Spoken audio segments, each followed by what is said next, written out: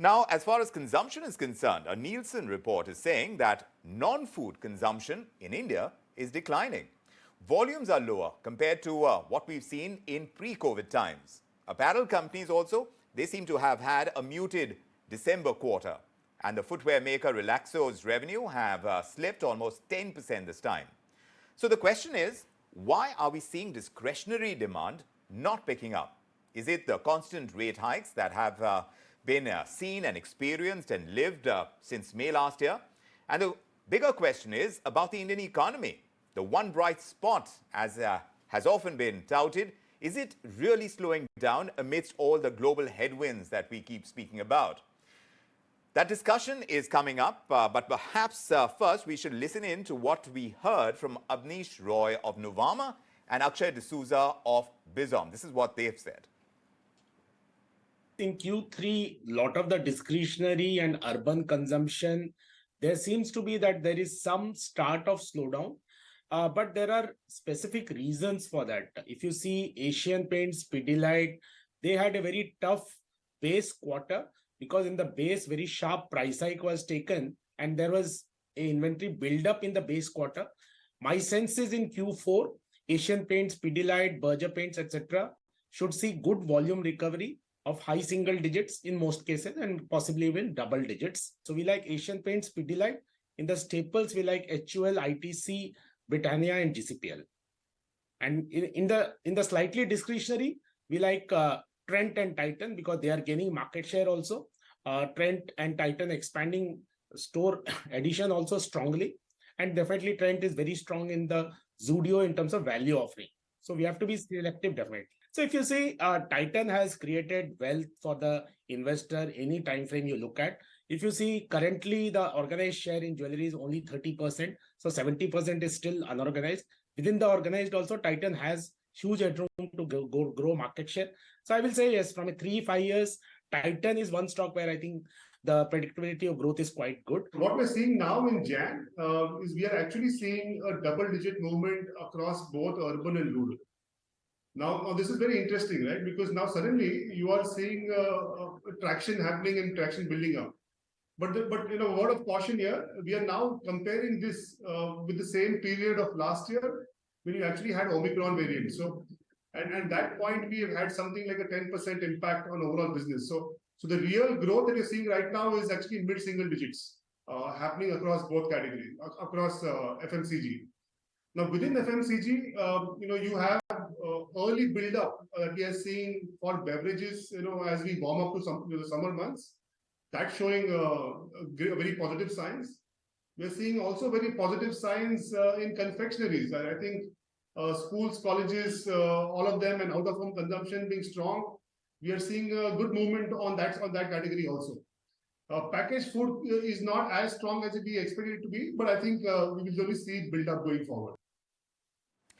All right, so how bad is the situation really when it comes to consumption? Let's open up that discussion and bring in the economist, Mitali Nikore, as founder and Economist of Nikore Associates. She's joining us on the show along with Madhavi Arora, lead economist at Emkay Global, and Shirish Pardeshi is also with us, senior analyst for the FMCG sector over at Centrum Broking. In fact, let me start by asking you, Shirish, you track the FMCG universe so closely. Tell us what exactly is happening with urban and rural consumption. Is there a downtrend? And if so, which are the businesses and categories, even within the FMCG universe, where you see the bigger dips? Thank you, Vikram, having me on the show. There are 2-3 trends what you pick up. I think the first trend which is there is that when you look at the high frequency data and when you look at the Rabi sowing and now Rabi is expected to come out, the history tells us that Rabi yields are higher and the earnings on the Rabi crop is higher. So I think that's one silver lining which is possible, which is having a positive impact, which is yet to be seen. Second, when you get into the season, I think the season has panned out differently the way it was expected. So, I mean, the winter has delayed and now suddenly the weather is changing very quickly. I think these are the effects where the inherent consumption has taken some beating. The third and larger point is that the macroeconomic effect, where we have started recovery, what we have seen. So not much details which are there, but when you actually observe, festive season is one of the big driver for consumption in the country, and whichever sector you look at, whether it is discretionary consumption or even staple consumption during the festive season, and followed to that wedding season also see the jump in consumption. However, the risk appetite today has not declined, and that's where people are now trying to conserve the cash. And the reading what I gather while speaking to channel partners and the company's analysis says that people are preparing for more unfavorable situations and they're trying to conserve cash. Per se, you will see the absolute savings has not gone up, but people are conserving more cash. So suffice to say that these 3 points, if you put it and tag it together, I think the mass consumption has faltered. And obviously the food inflation, even yesterday, the CPI inflation data also doesn't give you a respite. So I think that's where the challenge is. But let's when you look at the find out from company's Mitali. Mitali, do come in.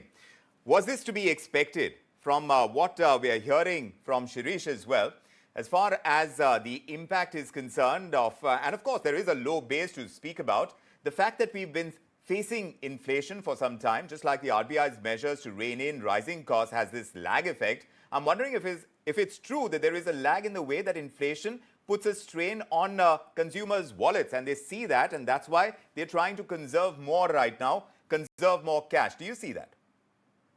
No, definitely, Vikram, thanks a lot for having me on the show. And this is what we've been discussing for the past 6 to 8 months, in fact, on this show, where we've been seeing that there's a dual impact. You know, the first impact is, of course, inflation, but the second impact is the increase in interest rates, which the RBI, measures have brought about, and those have actually reduced consumers' discretionary income.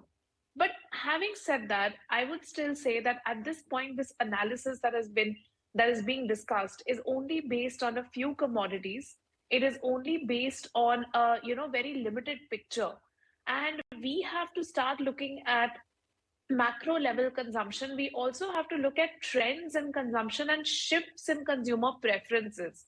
Are consumers, for example, in India, now spending more on services and more on experiences, on travel or hospitality as compared to goods? And is there a movement towards, for example, say some kind of climate conscious consumption? So I think this is something that was seen in the developed economies. And here also, we may be seeing that, driven by factors like inflation and interest rate increases, we could see that consumers are actually consuming different sort of commodities. So I think that's the first analysis we need to do.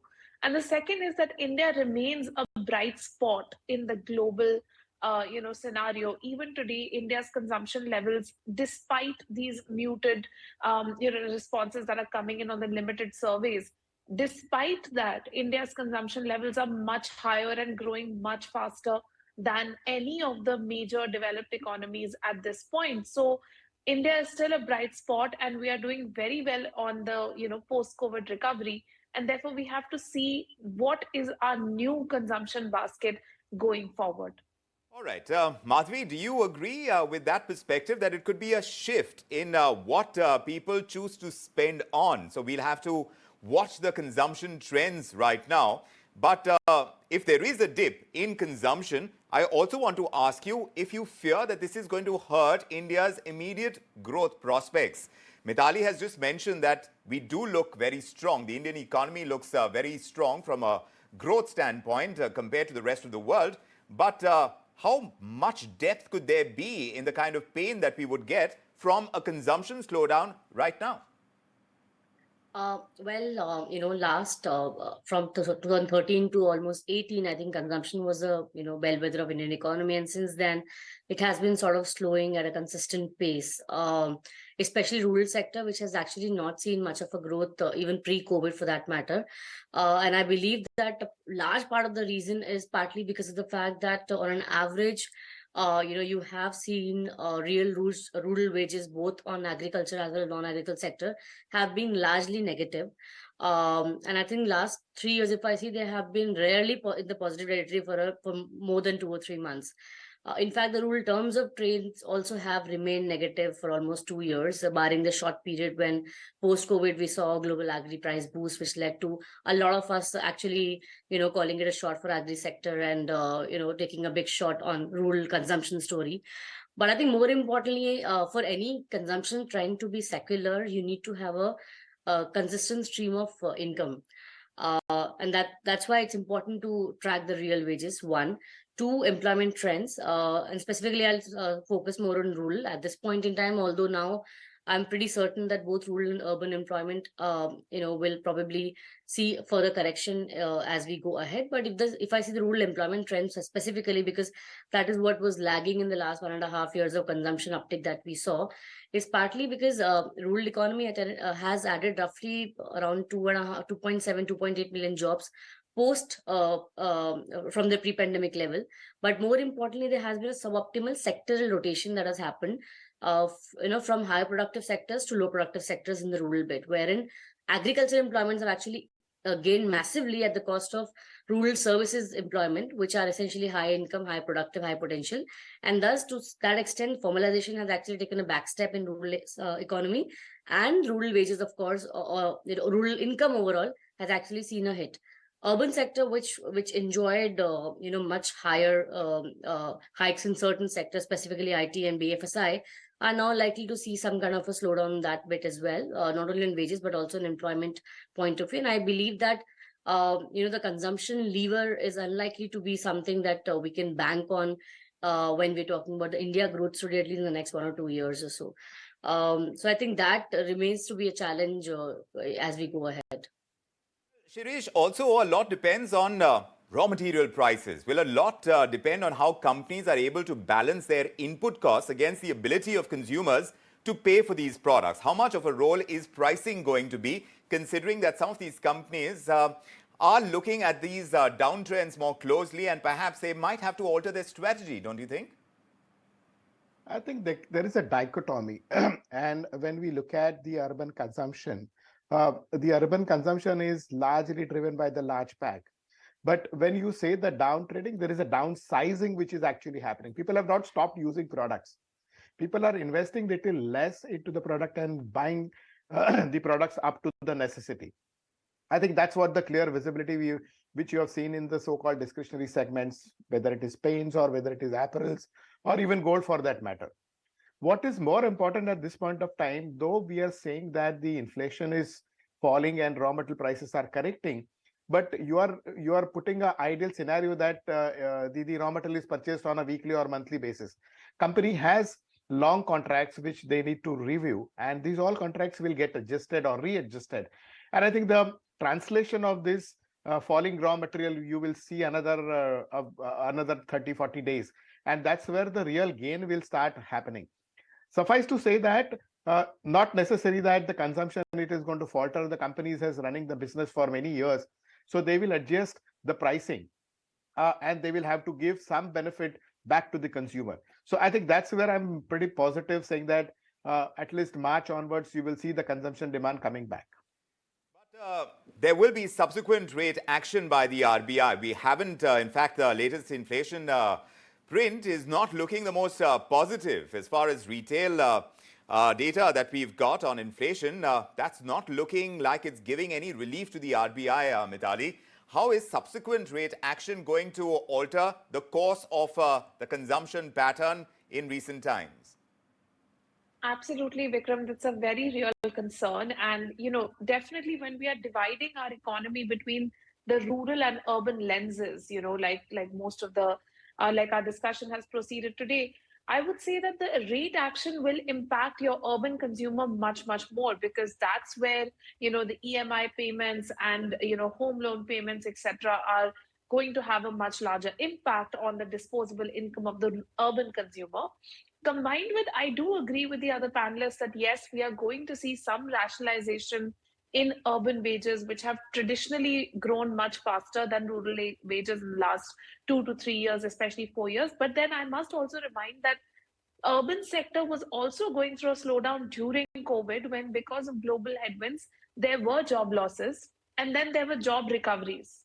So currently we are at a scenario where maybe in the tech sector we will see job losses continuing, again in line with the global trends.